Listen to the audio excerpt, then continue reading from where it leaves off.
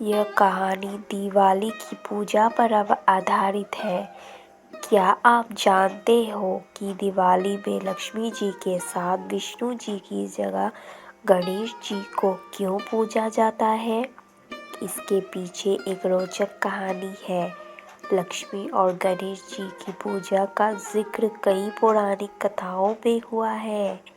एक समय की बात है जब किसी वैरागी साधु को राजाओं की तरह सुख भोगने की लालसा होने लगी। इसीलिए वो लक्ष्मी जी की आराधना करने लगता है।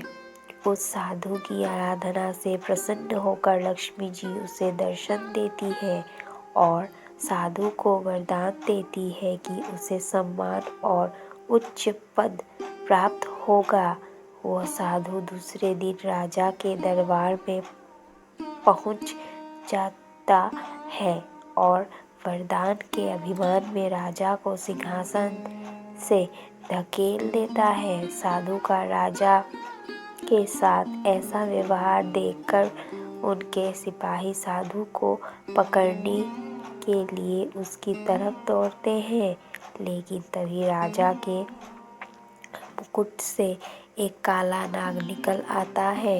यह देखकर सभी चौंक जाते हैं और सभी उस साधु को ज्ञानी संत और चमत्कारी समझने लगते हैं। वहाँ दरबार में मौजूद सभी उस साधु की जय जयकार करने लगते हैं।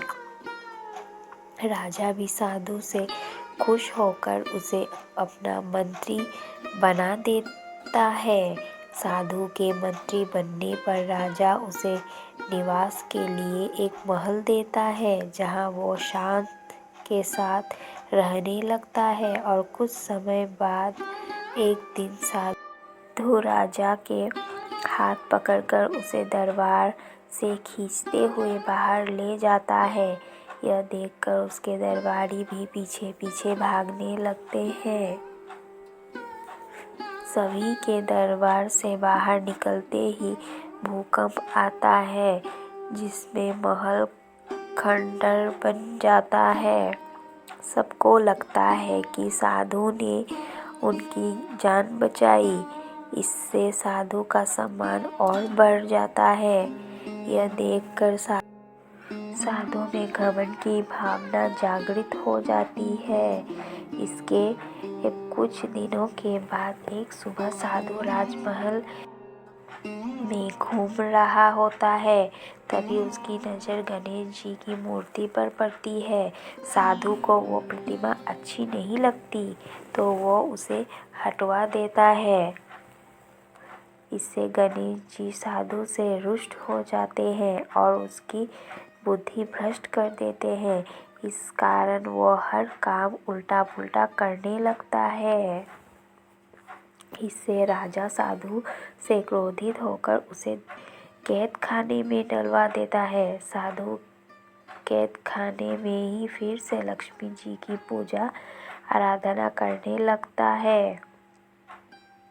कुछ समय बाद लक्ष्मी जी साधु को दर्शन देती है और कहती है कि तुमने गणेश जी को रुष्ट किया है, इसीलिए तुम्हें गणेश जी की पूजा कर उन्हें प्रसन्न करना होगा। लक्ष्मी जी की बात सुनकर साधु गणेश जी की आराधना करने लगता है।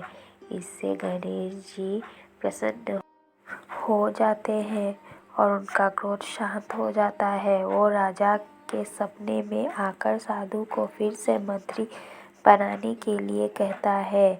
राजा दूसरे दिन साधु को कैद से आज़ाद कर फिर से मंत्री बना देते हैं। इस घटना के बाद लक्ष्मी और गणेश जी एक साथ पूजे की जाने लगी। लक्ष्मी जी धन की देवी है, तो गणेश जी को बुद्धि को संयम में रखने वाला माना गया है। वैसे कहा भी गया है कि एक संपन्न जीवन के लिए धन और बुद्धि दोनों जरूरी होते हैं। इसीलिए लक्ष्मी जी और गणेश जी की पूजा साथ में की जाती है। कहानी से सीख। इस कहानी से यह सीख मिलती है कि हमें अहंकार नहीं करना चाहिए, क्योंकि अहंकार के साथ जो हमारे पास है वो भी हमसे छीन सकते हैं। भाइयों और बहनों, अगर आपको मेरा यह कहानी पसंद आया हो तो प्लीज़ इसे लाइक करें और कमेंट करके बताएं कि यह कहानी आपको कैसी लगी। साथ ही सब्सक्राइब करें मेरे चैनल भक्ति सागर 93 को और पास में दिए गए बेल आइकन को भी दबा दें। मैं एक नया यूट्यूबर हूँ, मुझे आपकी हेल्प और सपोर्ट की बहुत आवश्यकता है। आपके लाइक्स, आपके कमेंट एंड आपके सब्सक्रिप्शन मेरे लिए बहुत ही महत्वपूर्ण है। धन्यवाद।